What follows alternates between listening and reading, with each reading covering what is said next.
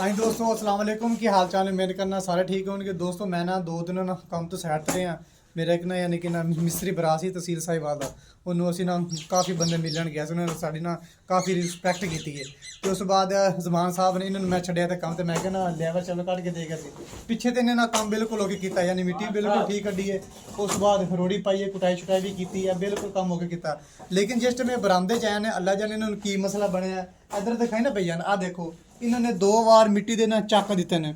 ਆ ਦੇਖੋ ਇਹ ਦੇਖੋ ਅੱਲਾ ਜਾਨੇ ਇਹਨਾਂ ਨੂੰ ਮਸਲਾ ਕੀ ਬਣਿਆ, 2 ਵਾਰ ਇਹਨਾਂ ਨੇ ਮਿੱਟੀ ਦੇ ਚੱਕ ਦਿੱਤੇ ਨੇ।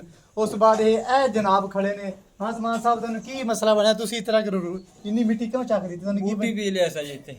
ਇਹਨਾਂ ਦਾ ਕਹਿਣਾ ਅਸੀਂ ਬੂਟੀ ਪੀ ਲਿਆ। ਉਹ ਮਾਮਾ ਇਹ ਤੇ ਬੂਟੀ ਮੇਰੇ ਕੰਮ ਤੇ ਤੋਂ ਆ ਕੇ ਪੀਣੀ ਸੀ। ਇਧਰ ਮਾਰਾ ਇਹਨੇ ਦੇ ਕੰਮ ਬਿਲਕੁਲ ਠੀਕ ਕੀਤਾ, ਲੇਕਿਨ ਹਾਲ ਦੇ ਵਿੱਚ ਇਹਨਾਂ ਨੂੰ ਪਤਾ ਨਹੀਂ ਕੀ ਮਸਲਾ ਬਣ ਗਿਆ।